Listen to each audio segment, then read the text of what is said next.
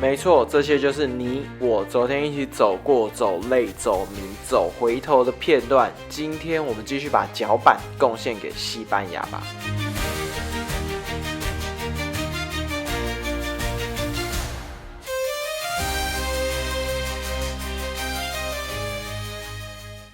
跟着我一起前进的你们看，我们一路从法国的 SJPP 到雷昂了。这里就是圣伊西多罗教堂，一座藏着许多中世纪的秘密教堂，里面有一个特别的宝物，我们在上一集有提到，就是乌拉卡圣杯。相传这个杯子被认为可能是耶稣最后晚餐所使用的那只圣杯，后来辗转被带到了这里，也因此有不少人专程来寻找这段流传千年的传说。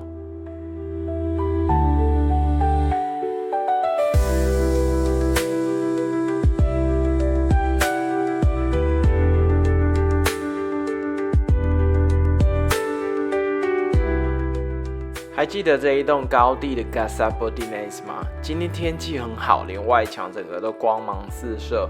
昨天介绍完，今天就顺便再欣赏一下，算是免费的续集。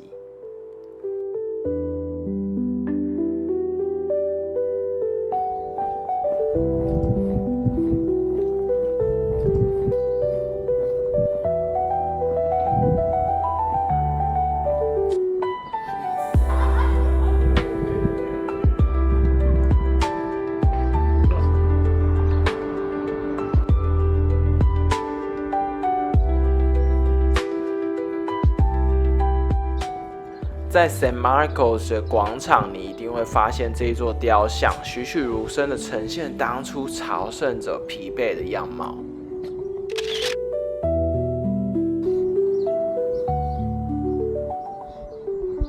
这里是 Convento de San Marcos， 最早在12世纪是给路过的朝圣者还有贫困者住宿所用的庇护所。16世纪的时候，它是文艺复兴的建筑代表之一，也是朝圣之路最具象征的地标之一。它的故事可不只是宗教，曾经被用作军营、监狱，还有见证许多内战跟权力的更替。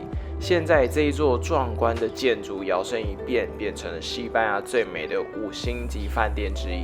所以你可以在这里面休息、啜饮咖啡，坐拥有数百年历史的走廊。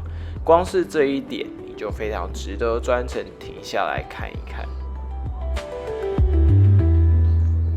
再见了城镇山丘，我们又来了。据说前面还有更大的坡，还有更大的意志考验。走了2个半小时，远远一看还真的有点吓到。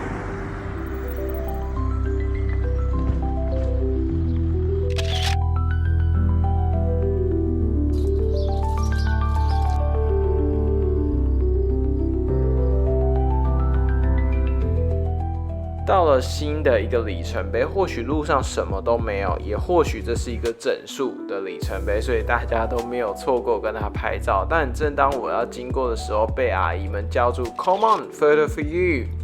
之前说过吧，那边的云在下雨，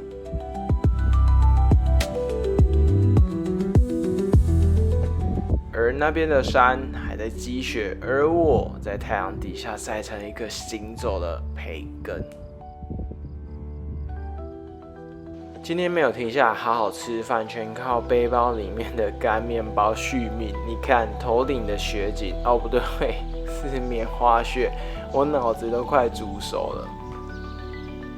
在最后一段路的时候，因为逆风大太阳，我印象很深刻。我一个人走得快变人干的时候，这时候手机跳出的讯息是鲍罗大叔，他说他到了雷昂，问我人在哪里。我觉得超可惜，时间刚好我已经离开了，错过一场聚会和一个好吃的章鱼料理，只能留给回忆加一点盐巴。但时间总是这样，我刚离开了雷昂，与他错过。感动的是，他还一直记住这件事。到了 Puente de Olvigo， 这里是朝圣者必经的大桥，最早可以追溯到罗马时代，但我们现在踩的这一部分主要是中世纪所修建留下来的。故事来了1434年的时候，这里发生一个很有名的故事。贵族骑士 Suelo 为了要向心上人表达忠诚，直接向国王申请在桥上决斗。他和9个好兄弟守在桥上，规定谁要经过桥都要跟他们比武。从5月开始，一路挑战到7月，前后打断了100多根长矛，打到手都快举不起来的时候，最后还真的感动很多人，成了后世的传说。今天走过这座桥的时候，踩在600年前的决斗现场，虽然我没有长矛，但至少我走得比马还累。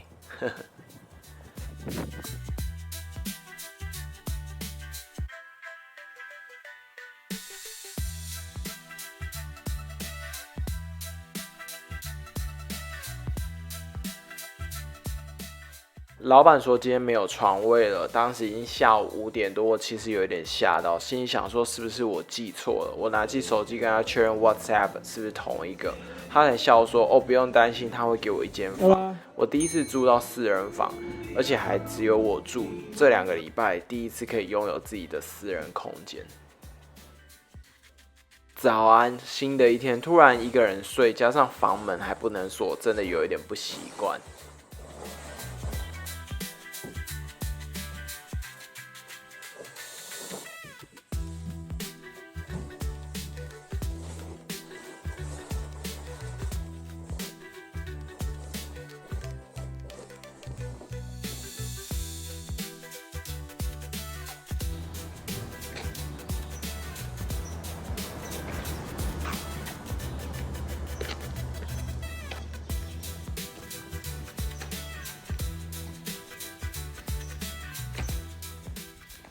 今天出发一段路之后会有一个岔路 ，Hendrik 讯息我说记得要走右边那一条，那里很棒。我一看又是一个大山路，对，欧洲的朋友都非常崇尚自然，之前的岔路他们都非常勇于挑战，也喜欢自然。尤其是我反而很好奇，其实是不是可以走一般道路就可以了？我快要走到岔路之前，陷入某一种思考。我想说，我今天没有吃早餐，加上山路是我一个大隐忧。但我想一想，好，我要相信他。结果你们看，这里是一个鲜为人知的绿洲，超级丰盛，有吃的，有喝的，有情调。连旁边的朝圣者都赞叹 "This is best meal on Camino"， 我给满分。这里真的非常棒，偏离了城镇的地方却有如此的丰盛，很谢谢他们帮助这里的朝圣者们可以饱足一餐之后继续前进。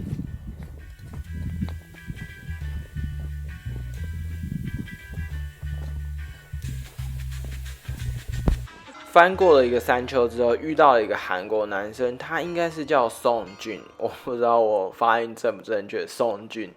当然他很健谈，他还推荐我韩国的一些地方。可惜当时我其实有时候有点害羞，我到现在还是不善于跟刚认识的人推荐我的社群，所以我现在其实也联络不上他了。不知道什么时候有机会可以到韩国跟当地人碰面旅行。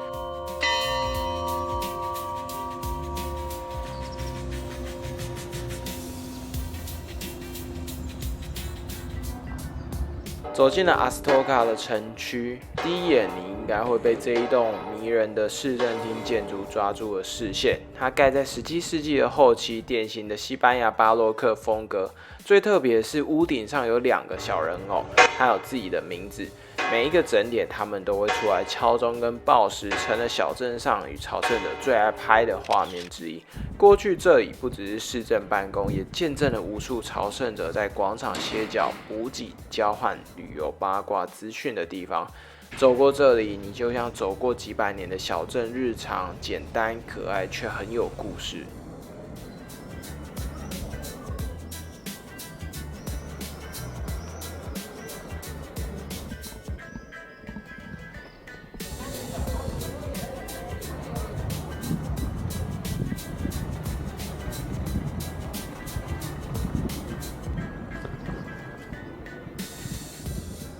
眼前就是主教堂，但先别急，你会先被这一栋童话般的城堡建筑所吸引住目光吧。这一栋主教宫殿有没有觉得某一种线条很眼熟？没错，就是那位大师高第所设计的。19世纪末的时候，当时主教嫌弃原本的住所烧毁之后重建太无聊了，索性就请了高第帮忙画设计图，结果就有了这一座新哥德式又带一点童话般味的石头宫殿。不过高第只管到一半，就跟雷昂当地的官僚闹翻，所以后来就是别的设计师去收尾。但光是这个外观就足够让你停下来脚步欣赏它。走过去的时候，你甚至会有一种走进魔界或是纳尼亚的错觉。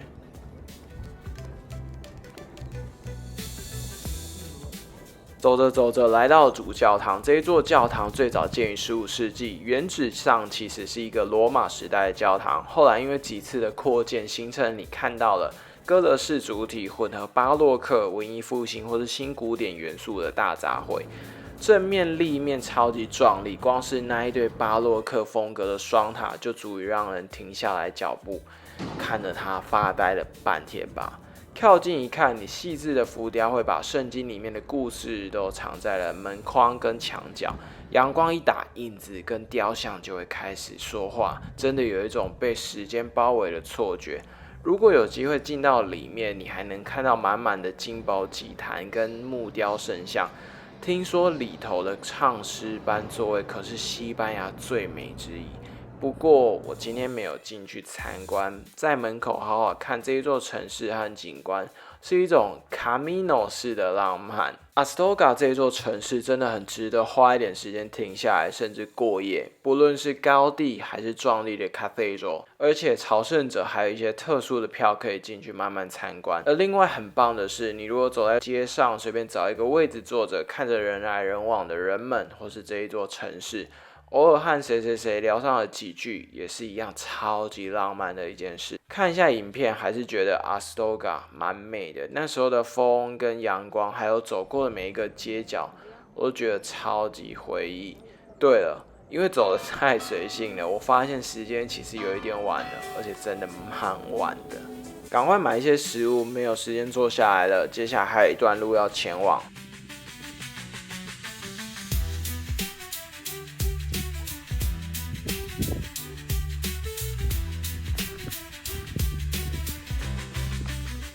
到了，快要6点了，蛮累的，时间也差不多了。